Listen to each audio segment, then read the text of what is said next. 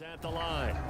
And they are trying to create some separation within the division. And look, CD, I know that this is still the first half of the season, but this is a big matchup no matter where it falls because these are the top two teams right now in that division. And if you can build a bit of a cushion as you head towards the second part of the season, that allows you to survive the expected injuries, potential upset losses, all of those things, and still be in good shape.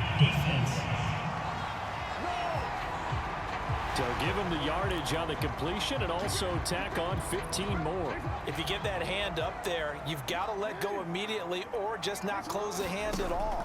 He didn't, gave it a tug, and that was easy for the officials to see. And it's caught. And he couldn't quite get there. Tackled down at the 1. And that was a fun one to watch right there. A nice in-breaking route and plenty of room in the middle of the field. And he was able to get behind the linebackers and grab the completion for a really good pickup. Jackson. And that is caught. Touchdown, Falcons. A great play there. There to make the grab. And the Falcons push further out in front. If you didn't know it... The Atlanta offense out there for their next drive. And the ledger for them so far looks pretty good, doesn't it? It certainly does. Touchdown, touchdown, touchdown. Not sure it can be much better than that. They've got to feel very good about the groove that they're in at this stage of the game. Nice play there to force the incompletion. And to me, one thing's for sure.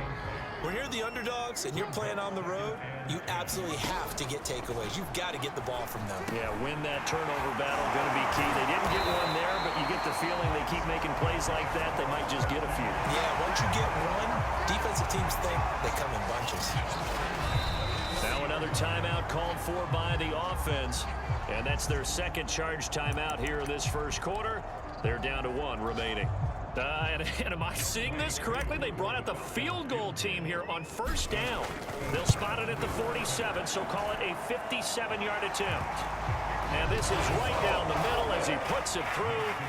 And the route is on. It's 24-0.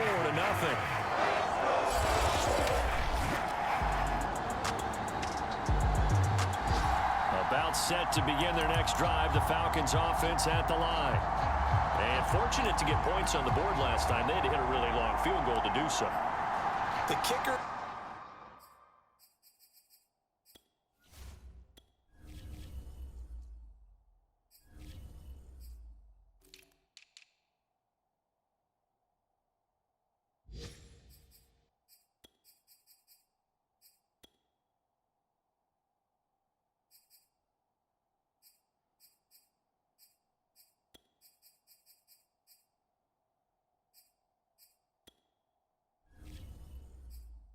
in today's game are so good and so skilled and hit from distances that we almost start to take them for granted, and we can't do that. That's a long field goal that they got 3 points out of. They've got to feel good about that, and they better make sure they love him up because he's helped them out. Yeah, now we'll see if that offense can put 6 on the board here. We'll see. Jackson on first down. Oh, a leap, and he will make the catch. And he'll go down, but not before getting this inside the 30.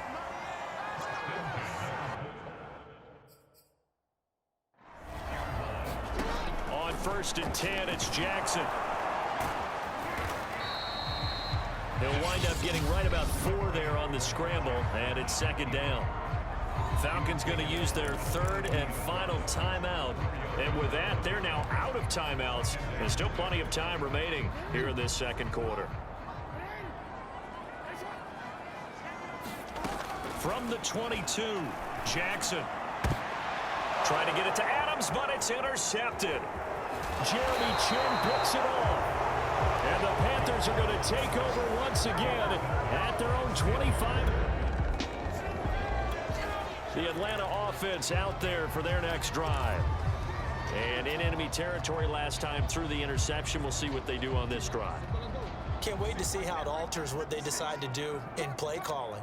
Do they continue to throw the ball? Do they want to lean more on the running game? It'll be an interesting sequence of plays that they've got coming up. Does it often affect the play calling with the interception? How much does that change what you do? I think it does, depending on why the interception was thrown. Sometimes it's just a matter of the defense made a great play, so you continue to come back. But if it's on you, if the offense... And it'll be intercepted.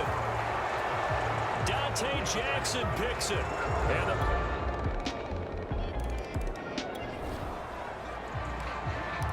with a little over 2 minutes to play in the second quarter, the offense gets ready to take over.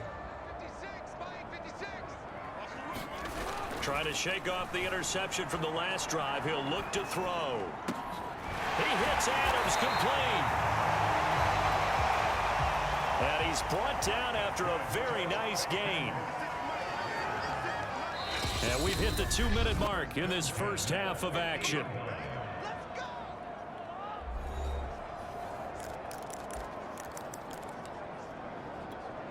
Coming up at halftime, we remind you once again that we're going to check in with Jonathan Coachman in Orlando. He'll have stats and scores from around the NFL as we reach now, hard to believe, the halfway point of the season. Time flying. It certainly is. Time to get the sweaters out, my man. And all the way inside the 15 before they drop him. A big play that time through the air. 36 yards. And this is caught for a Falcon touchdown. Devontae Adams. His third touchdown. About set to begin their next drive, the Falcons offense at the line. And with a huge lead already, they may be thinking, hey, our job's complete for these first 2 quarters. Let's get this to the locker room. They'll throw on first down with Jackson. And that one drops down, incomplete. Good coverage there, forced the ball free, and it's second down. So now 2nd and 10 after the incompletion on first down. Here's Jackson. And he'll get this one way up just shy of the 45-yard line. And now they're in the hurry-up. Throwing on first down, it's Jackson. That ball caught. It's Mark Andrews, the tight end. A good pickup, but it will come on what should be the final play in this first half. So we are at halftime here on Halloween. As we'll head down to Orlando, that's where we find our man Jonathan Coachman at our EA Sports Halftime Report. Coach. Okay, Brandon, make sure you avoid the crazies out there and welcome in everybody to this Halloween edition of our EA Sports Halftime Report. We begin our journey up at MetLife Stadium, Cincinnati in town to take on New York. And it's the Bengals who have the lead in the second quarter. A couple of touchdown passes there for Joe Burrow. From there, we head over to Detroit. Check on the Lions at home, Ford Field. And they currently trail the visiting Philadelphia Eagles. The Eagles seem to be on their way to what would be a good victory. Finally, let's get to Indianapolis to check on the Colts at home at Lucas Oil Stadium.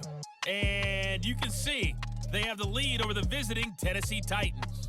Carson Wentz has thrown a couple of touchdown passes there. In the game you're watching, we've seen a strong first half out of Lamar Jackson. He's over 300 yards passing already. How high can he go? To find out, let's kick it back over to Brandon Godden and Charles Davis. All right, Coach, thank you, and we welcome everyone back for quarter number 3.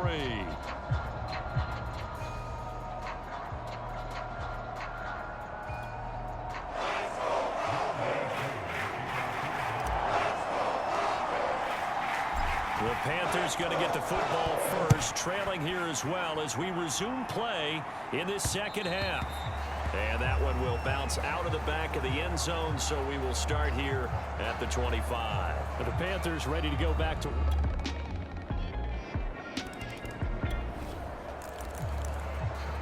It'll be a 1st and 10 coming up as this offense takes over possession of the football in the third quarter.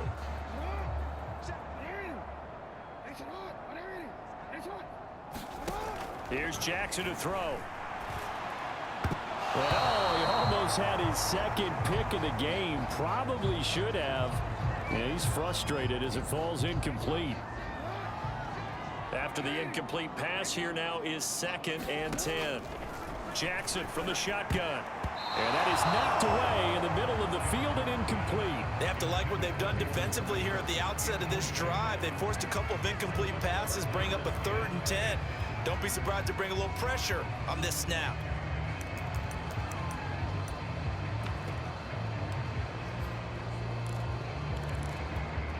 So back-to-back incompletions, and that has them staring at a 3rd and 10.